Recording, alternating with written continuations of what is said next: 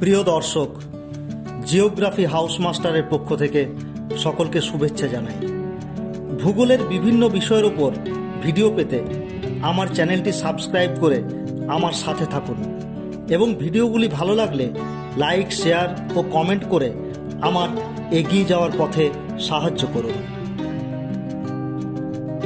Hello friends, আমি সৌম্যরূপ এবং স্বাগত জানাই জিওগ্রাফি হাউস মাস্টারে।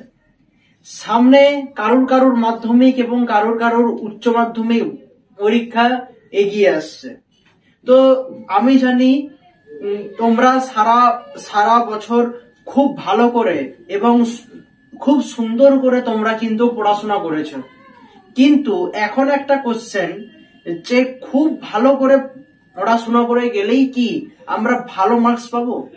তোমরা অবাক হয়ে যাচ্ছ যে আমি তো ভালো করে পড়াশোনা করলাম, এত পরিশ্রম করে রাত দিন এক করে আমরা পরিশ্রম করলাম, কিন্তু তা সত্ত্বেও আমরা ভালো মার্কস পাবো না। এটা শুনতে তোমাদের হয়তো আশ্চর্য লাগতে পারে, কিন্তু এটাই সত্যি। তোমরা ভালো করে পড়াশোনা করলে এবং খাতায় অ্যান্সারটা লিখলেও নাম্বার নাও পেতে পারো। তাহলে তোমরা কি উপায়ে ভালো নাম্বার পেতে পারো?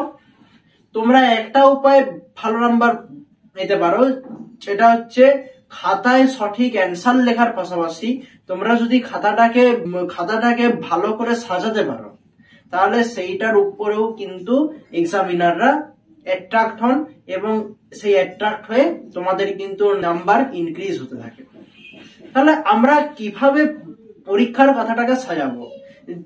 যিনি এক্সামিনার, আইরের এক্সামিনার, এওয়ে সেন্টারের এক্সামিনার, তিনি আমার মুখ দেখতে পাচ্ছেন না, তিনি আমাকে পার্সোনালি চেনেন না, তাহলে আমার সেখানে পরিচয় হচ্ছে আমার খাতা।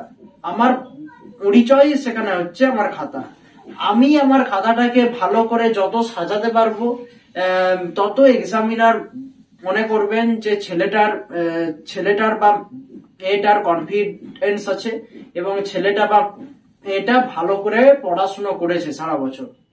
তাহলে এট ফার্স্ট তোমরা কোশ্চেন পাওয়ার পরে যখন শর্ট কোশ্চেন গুলো লিখতে শুরু করবে, ধরো প্রথমে এমসিকিউ আছে বা এসিকিউ আছে, সেই শর্ট কোশ্চেনের জায়গায় কোনো রকম যেন কাটাকুটি না হয়, অর্থাৎ পরীক্ষার খাতার প্রথম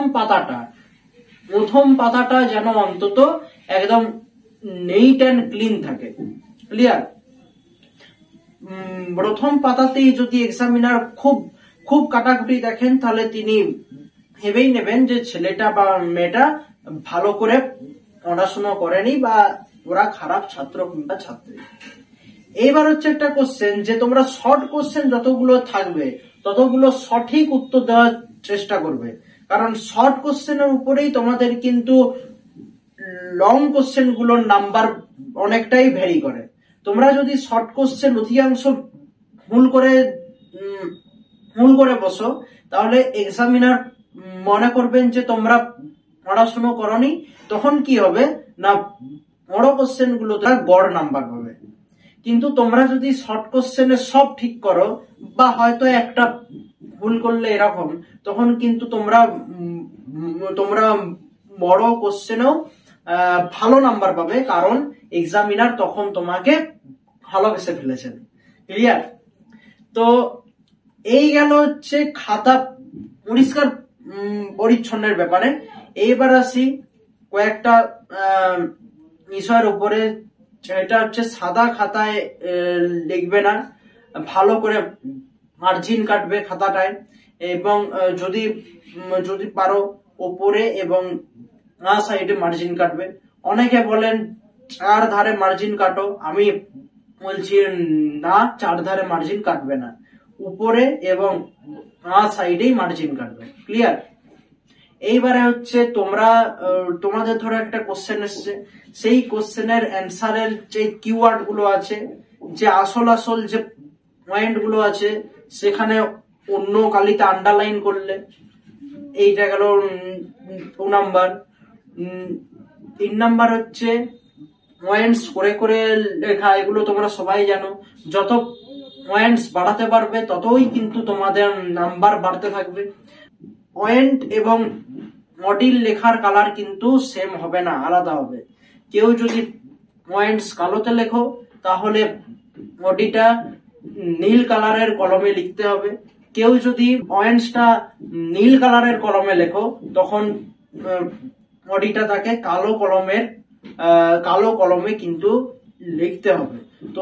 তো এটা গেল কালির কনসেপ্ট। আর কোনো মতেই সবুজ আর লাল কালি ইউজ করবে না পরীক্ষার হলে, ক্লিয়ার? 4 নম্বর আসি, বিশেষ করে ভূগোলের ক্ষেত্রে তোমাদেরকে কিন্তু শর্ট কোশ্চেন ছাড়া 2 নাম্বার, 3 নাম্বার, 5 নাম্বার, উচ্চ মাধ্যমিকের ক্ষেত্রে 7 নাম্বারের উত্তরের ক্ষেত্রে তো অতি অবশ্যই ছবি আঁকতে হবে। তোমরা যতই সঠিক উত্তর লেখো, তুমি যদি ছবি না আঁকো ভূগোলের ক্ষেত্রে কিন্তু নাম্বার কাটবে। একদম 100% শিওর লিখে নাও খাতায়, 100% কাটবে। তোমরা যতই একদম সঠিক উত্তর লেখো, তোমরা ছবি আঁকলে না, তোমাদের নাম্বার হাফ হলেও কাটা যাবে। এটা ভূগোলের সিস্টেম। তাই ছবি কিন্তু আমি প্রত্যেক বছরই একটা কথা বলি, ভূগোলের ক্ষেত্রে যেমন পারো, খুব বেশি আর্টিস্টিক হওয়ার দরকার নেই, খুব বেশি ভালো করে আঁকার দরকার নেই। এটা আর্ট পরীক্ষা হচ্ছে না। যতটুকু পারো হাতে করেই জিনিসটাকে একটু বুঝিয়ে দাও, তাতে কিন্তু তোমারই ভালো। এই গেল খাতা সাজানোর ব্যাপার। বেশি কাটাকুটি করবে না। আমি জানি যে তোমরা ভালো করে পড়াশোনা করেছো, তোমরা খুব ভালো পরীক্ষা দেবে। নিজের উপর বিশ্বাস রাখো এবং কোনো ভয় না পেয়ে তোমরা এগিয়ে যাও, দেখবে সফল হবেই হবে। তো আজকের ভিডিও আমি এখানেই শেষ করলাম। নমস্কার।